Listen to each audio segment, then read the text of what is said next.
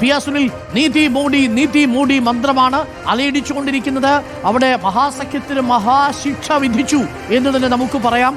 Vote വാരിയും vote കോരിയും എടുക്കുകയാണ്.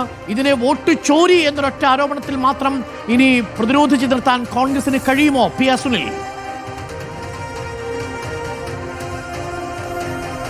രാഷ്ട്രീയമായി കോൺഗ്രസിനെ സംബന്ധിച്ചും RJDയെ സംബന്ധിച്ചും വലിയ പ്രഹരം തന്നെയാണ്. എല്ലാ മേഖലകളിലും NDA സഖ്യം BJPയും JDയും ഒക്കെ തന്നെ വലിയ മുന്നേറ്റം നടത്തുമ്പോൾ ഇനി എത്രത്തോളം വോട്ട് ചോരിയുമായി മുന്നോട്ട് പോകാൻ കഴിയും എന്നത് വളരെ പ്രധാനപ്പെട്ട ചോദ്യം തന്നെയാണ്. അപ്പോഴും ഈ വോട്ടർ പട്ടികയിലെ കണക്കുകൾ സംബന്ധിച്ച് ഇപ്പോൾ ഉയരുന്ന ആശങ്കകളും ഇപ്പോൾ ഉയരുന്ന ചോദ്യങ്ങളും ഒക്കെ തന്നെ ഒരുപക്ഷെ ചർച്ചയാക്കാൻ കോൺഗ്രസ് ഒക്കെ തന്നെ ശ്രമിച്ചേക്കും.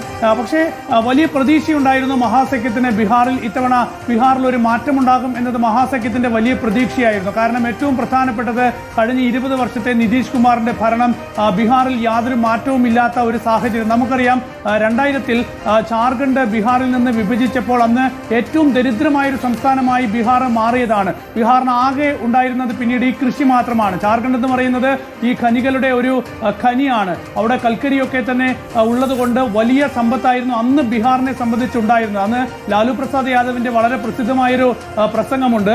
ഈ ജാർഖണ്ഡ് ബീഹാറിൽ നിന്ന് അടർത്തി മാറ്റുന്നതോടെ പിന്നീട് ബീഹാറിൽ അവശേഷിക്കുക ലാലുവും ആലുവും അതുപോലെ ബാലുവും എന്നാണ്. ആലു എന്ന് പറഞ്ഞ ഉരുളക്കിഴങ്ങ്, ബാലു എന്ന് പറഞ്ഞ മണ്ണ്. അപ്പോൾ ബീഹാർ ഒന്നുമില്ലാതായി പോകും എന്നാണ് അന്ന് ലാലു പ്രസാദ് യാദവ് പറഞ്ഞത്. പിന്നീട് ലാലു പ്രസാദ് യാദവിനൊക്കെ തന്നെ വലിയ പിന്തുണ അന്ന് ബീഹാറിൽ കിട്ടുന്ന ഒരു കാഴ്ചയായിരുന്നു. പക്ഷേ നിതീഷ് കുമാറിന്റെ കാലത്തിന് ശേഷം പിന്നീട് നിതീഷിനെ താഴെ ഇറക്കാൻ ഇതുവരെ മറ്റാർക്കും കഴിയാത്തൊരു സാഹചര്യമാണ്. നിതീഷിനെ മുന്നിൽ നിർത്തി BJP ബീഹാറിൽ വളരുകയും ചെയ്തു. ഏതായാലും ഈ തെരഞ്ഞെടുപ്പിലേക്ക് വരുമ്പോൾ നിതീഷ് കുമാർ വീണ്ടും കൂടുതൽ കരുത്താർജിക്കുകയാണ്. കഴിഞ്ഞ തവണ നമുക്കറിയാം BJPയുടെ വളർച്ചയാണ് ബീഹാറിൽ കണ്ടത്. നിതീഷ് കുമാറിന്റെ JDU താഴേക്ക് പോയി.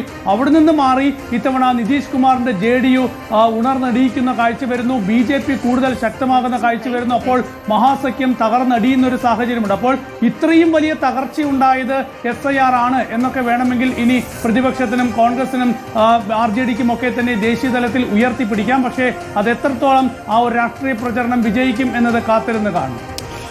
മഹാസഖ്യത്തിന് മങ്ങലേറ്റിരിക്കുന്നു പ്രിയപ്പെട്ട പ്രേക്ഷകരെ. ചെറിയ മങ്ങലല്ല, വലിയ മങ്ങലാണ്. 189ലേക്ക് NDA സഖ്യം എത്തുന്നു, 50ലേക്ക് മഹാസഖ്യം എത്തുന്നു. വളരെ ദയനീയമായ കാഴ്ച. ഞെട്ടിക്കുന്ന വിവരം വരുന്നത് രാഘോപൂർ മണ്ഡലത്തിൽ നിന്നാണ്. അവിടെ തേജസ്വി യാദവ് 3000 വോട്ടുകൾക്ക് പിന്നിലാണ്. രാഘോപൂർ മണ്ഡലത്തിൽ യാദവ് കുടുംബത്തിന്റെ, ലാലു പ്രസാദ് യാദവ് കുടുംബത്തിന്റെ സ്വന്തം ഈറ്റില്ലം എന്ന് പറയാവുന്ന തട്ടകത്തിൽ തേജസ്വി യാദവ് എന്ന മുഖ്യമന്ത്രി മുഖം 2ാം സ്ഥാനത്തേക്ക് പോയിരിക്കുന്നു. പോസ്റ്റൽ ബാലറ്റ് ആണെങ്കിലും ആദ്യ റൗണ്ടിലാണെങ്കിലും മുന്നോട്ട് പോയതിനു ശേഷമുള്ള അവിശ്വസനീയമായ തകർച്ചയാണ്. ഇതൊരു അസ്വാഭാവിക മുന്നേറ്റമാണ്, അസ്വാഭാവികമായ വിജയം ആവർത്തിച്ചിട്ടുണ്ട്. 2010 വിജയത്തിന്റെ തനിയാവർത്തനം എന്നുള്ളതാണ്. തീർച്ചയായും കോൺഗ്രസ് ഇതിനെ പ്രതിരോധിക്കേണ്ടി വരും. കോൺഗ്രസ് ഇപ്പോൾ 7 സീറ്റുകളിലേക്ക് നോക്കൂ. കോൺഗ്രസും ലെഫ്റ്റും തുല്യ നമ്പറാണ്. ലെഫ്റ്റും 7, കോൺഗ്രസും 7, RJD 35. എന്നാൽ അതേസമയം 3-2 ഭൂരിപക്ഷം കടന്ന് NDA കുതിക്കുന്ന കാഴ്ചയാണ് കാണുന്നത്. യാദവ മേഖലകളിലെല്ലാം തന്നെ NDAയുടെ കടന്നുകയറ്റമാണ് നമ്മൾ കാണുന്നത്. എല്ലായിടത്തും അതായത് ഒരു 180 മുതൽ 200 വരെ സീറ്റുകൾ ഏകദേശം ഉറപ്പാവുകയാണ്. 180 സീറ്റുകൾ 160 മുകളിൽ എന്തായാലും നിശ്ചയമായും കിട്ടും എന്നുള്ളതാണ്.